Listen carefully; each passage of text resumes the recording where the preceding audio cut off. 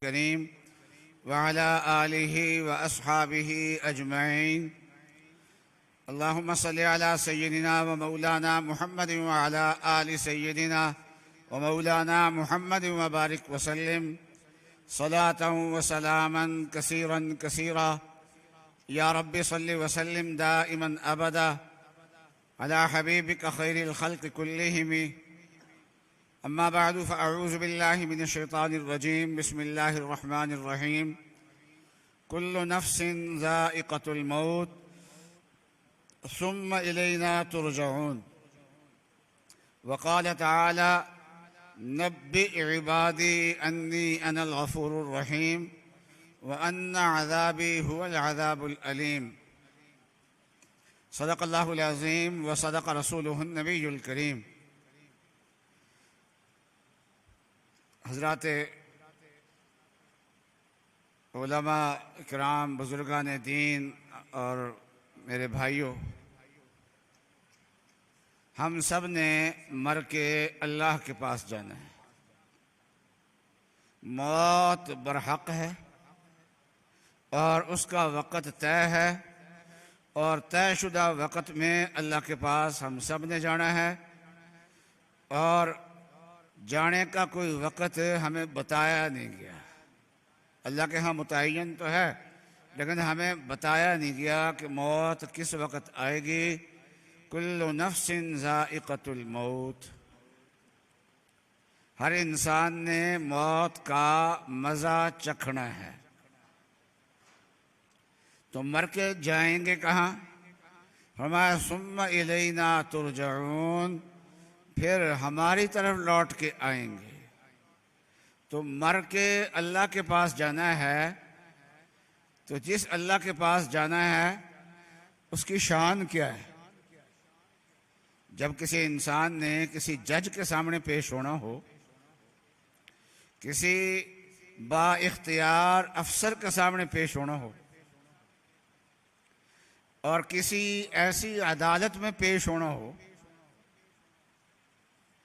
कि जिस अदालत के फैसले को की अपील किसी और अदालत में नहीं हो सकती, उसका फैसला हतमी फैसला हो, तो पूछा जाता है, एक दूसरे से पूछते हैं कि जिसके सामने मैंने पेश होना है, जिस हाकिम के सामने, वो हाकिम है कैसा है, उसका मिजाज कैसा है, सख्त है, नरम है। जब हमने अल्लाह के सामने पेश होना है तो मेरे अल्लाह कैसे हैं, मेरे रब कैसे हैं? तो ये ऐसा सवाल है कि जो आदमी ये समझता है, यकीन रखता है कि मैंने मर के अल्लाह के पास जाना है, उसके जहन में ये सवाल भी आएगा कि मेरे अल्लाह हैं कैसे, कौन है मेरे अल्लाह, उनकी शान क्या है। तो अल्लाह ताला ने खुद ही बता दी और नबी अक़दस सल्लल्लाहु अलैहि वसल्लम के ज़रिए से बताई। अल्लाह अकबर। बराह रास्त भी बता सकते थे अल्लाह तबारक व तआला, लेकिन नबी अक़दस सल्लल्लाहु अलैहि वसल्लम को हुक्म दिया है कि आप बताएं इनको। और नबी अक़दस सल्लल्लाहु अलैहि वसल्लम के ज़रिए से जो पैगाम आएगा तो वो पैगाम मीठा और महबूब पैगाम बन जाएगा। आप महबूब हैं तो आपके रास्ते से आने वाला जो पैगाम है वो भी महबूब होगा। रास्ते का भी बड़ा फ़र्क होता है। ये बिजली है ना, ये हीटर के रास्ते से भी हम तक पहुंचती है। सर्दियां आएंगी तो बिजली का हीटर लगाएंगे, तो बिजली जो है वो हीटर के ज़रिए से हम तक आएगी, तो वो गर्मी करेगी। और गर्मियों में हम एयर कंडीशन चलाते हैं, वही बिजली एयर कंडीशन के रास्ते से आती है, तो हमें ठंडक पहुंचाती है, हमें अच्छी लगती है, वो पसंद भी है हमें। तो सरकार दो आलम सल्लल्लाहु अलैहि वसल्लम रहमतुल लिल आलमीन है। आप रहीम हैं और हरीसुन अलैकुम बिल मोमिनीन हैं, रऊफ़ हैं। आपके रास्ते से जो पैगाम आएगा वो बड़ा प्यारा पैगाम होगा। तो अल्लाह ताला ने नबी अक़दस सल्लल्लाहु अलैहि वसल्लम को फरमाया कि मेरा तारुफ आप करा दीजिए। क्या जी? नब्बि इबादी, मेरे बंदों को मेरा तारुफ करा दिए। इबादी फरमाया, मुसलमान नहीं फरमाया, ये सारे बंदों को खिताब है।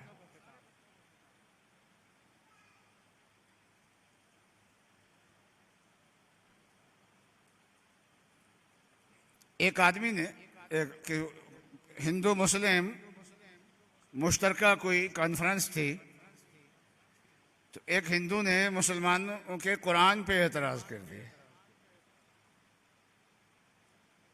कि मुसलमानों के कुरान में ये हुक्म है।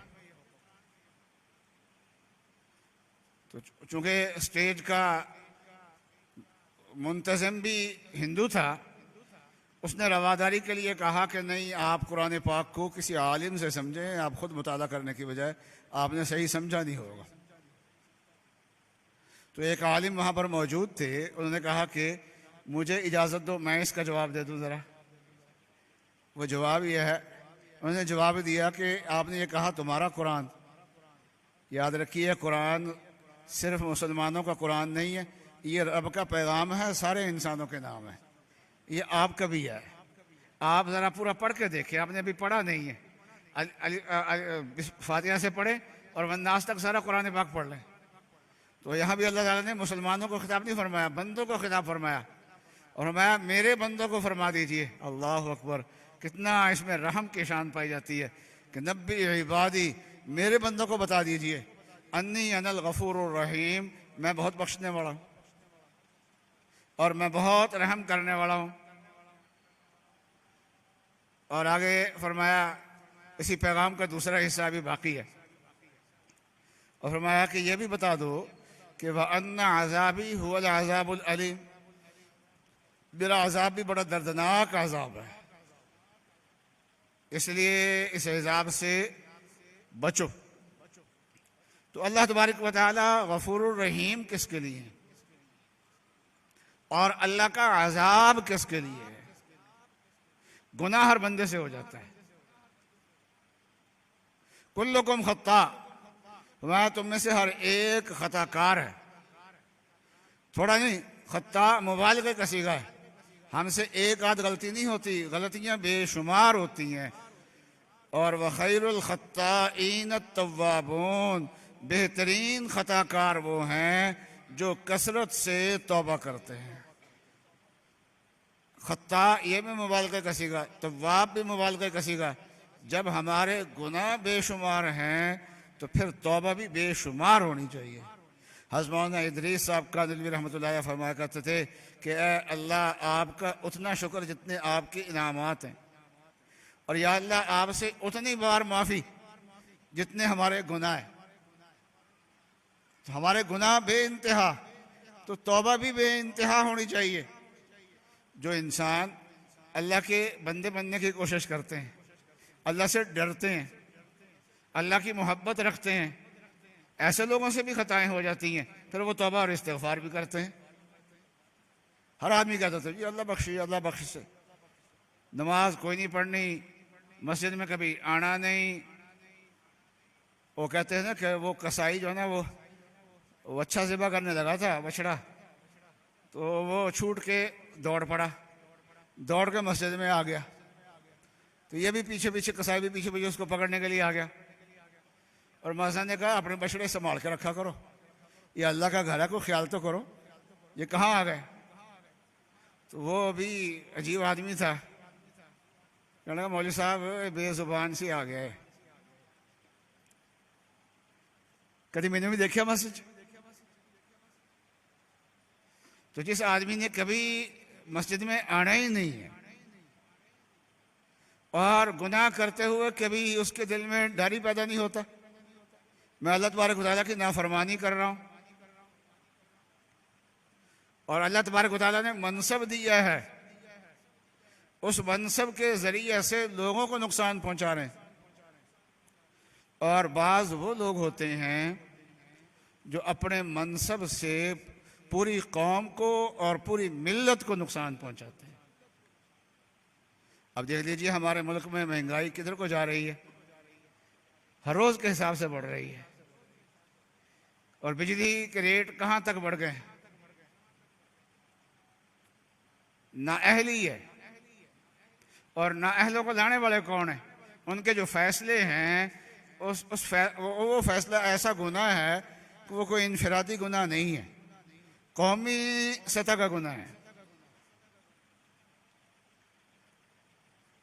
इस तरीके से कौम जिनको मुंतखब करती है उनके घर में घुस जाना, उनको जाके ठुड्डे मारना, उनको हथकड़ियाँ लगाना, वो उनको नहीं है, पूरी कौम को हथकड़ी लगती है उस वक्त। वो ठुड्डा जो होता है वो पूरी कौम को पड़ रहा है। अगर मैंने उनको वोट दिया है तो वो ठुड्डा मुझे भी पड़ा है, सबका होता है।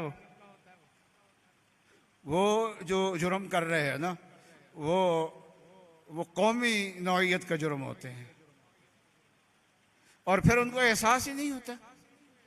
यानी शराब ऐसे होंगे उनमें जो शराब पीने से बचते होंगे, सूर खाने से बचते होंगे, खंजीर खाने से बचते होंगे और शायद नमाज भी पढ़ते हों, लेकिन जो काम किया है कि वो कितना बड़ा गुनाह किया है इसका उनको एहसास नहीं। रिटायर्ड होकर तबलीगी जमात के साथ चल पड़ते हैं, दाढ़ी भी रख लेते हैं, पगड़ी भी बांध लेते हैं, ये सारे काम अच्छे हैं। ये ना करते तो अपने गुनाहगार होने का एहसास ही ना होता।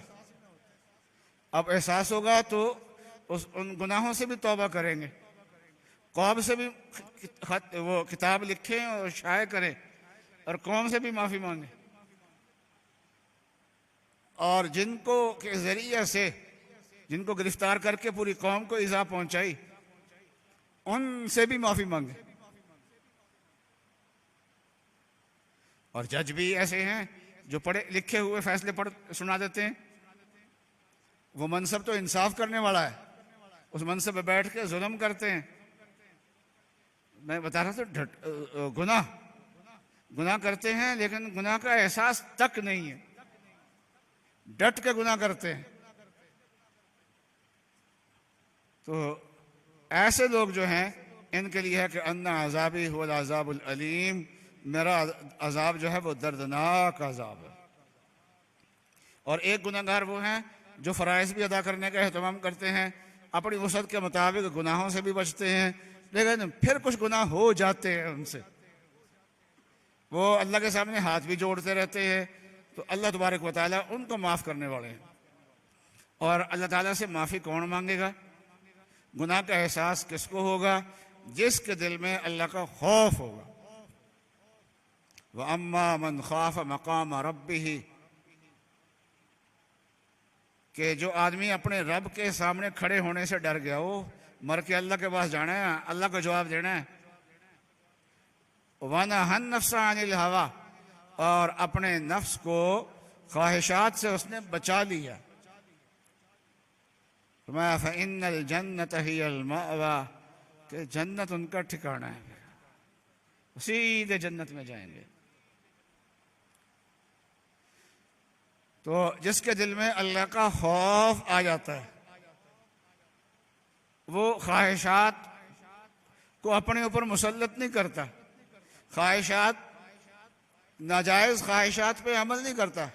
ख्वाहिशात से मुराद है नाजायज़ ख्वाहिशात, बल्कि ऐसी नाजायज़ ख्वाहिशात को अपने पाँव के नीचे रौंदता है। अल्लाह के सामने डरने से डरता है। वनहन नफ्सा अनिल हवा, और नफ्स को ख्वाहिशात से और हवा से रोकता है। तो जिस आदमी ने ख्वाहिशात के ऊपर अपना पाँव रख दिया, उसको पाँव के नीचे रौंद दिया, वना तो क्या आगे फ़इन्नल जन्नत हियल मअवा, जन्नत उसका आगे ठिकाना होगा। हज़रत शायख मौलाना ज़करिया साहब रहमतुल्लाह अलैह फरमाते थे कि जन्नत कोई ज़्यादा दूर नहीं है, एक पाँव अपनी ख्वाहिशात पे रखो, दूसरा पाँव जन्नत के अंदर, कोई इतनी दूर नहीं है जन्नत, बस साथ ही जन्नत खड़ी है। तो अल्लाह का खौफ पैदा हो, और अल्लाह का खौफ कब पैदा होगा? जब नेक लोगों की सोहबत होगी और अल्लाह का जिक्र कसरत से करेगा। तो नेक सोहबत और कसरत से अल्लाह का खौफ पैदा होगा। अल्लाह का खौफ पैदा होगा, अपने आप को गुनाहों से रोकेगा, डरेगा, लर्जेगा, फिर भी अगर गुनाह हो जाए तो तौबा करेगा। तो लरजने वाला, डरने वाला, अल्लाह का खौफ रखने वाला, इसके लिए है नब्बी इबादी अन्नी अनल गफूरुर रहीम। अल्लाह कहते हैं मैं गफूरुर रहीम है, बहुत अभी ना डरो, ज़्यादा ना डरो। और जो बेधड़क होके गुनाह करते हैं, एहसास ही नहीं है, और फिर कौमी नौइयत के जुर्म करते हैं और नेकी अपना लेते हैं, लेकिन अपने उस गुनाह का इजहार नहीं करते। गुनाह आम किया था, तौबा भी एलानिया करनी चाहिए, तो वो नहीं करते। ये छुप के गुनाह किया है, बहरहाल अल्लाह तो देखने वाले हैं ना, अल्लाह के हिसाब से तो वो एलानिया ही गुनाह है, तो बिल्कुल अल्लाह से डरते नहीं हैं और माफ़ी नहीं मांगते, हाथ नहीं जोड़ते। तो अल्लाह में कहते हैं इनको बता दो फिर मेरा अजाब भी बड़ा दर्दनाक अजाब है। तो अल्लाह का यह पैगाम है नबी सल्लल्लाहु अलैहि वसल्लम के ज़रिए से कि मेरे बंदों को बता दो मैं गफूर रहीम भी हूँ और मेरा अजाब भी बहुत सख्त अजाब है। तो गफूर रहीम किसके लिए है? उन गुनहगारों के लिए है जो अल्लाह से डरते भी हैं, हो जाए तो माफ़ी मांगते हैं, बचने की कोशिश करते हैं। और खौफ कब पैदा होगा? वो अल्लाह का जिक्र करने से, अल्लाह की याद से, अल्लाह वालों की सोहबत से पैदा होगा। अल्लाह ताला मुझे और आपको तौफीक अता फरमाए। व आखिर दावाना अल्हम्दुलिल्लाहि रब्बिल आलमीन।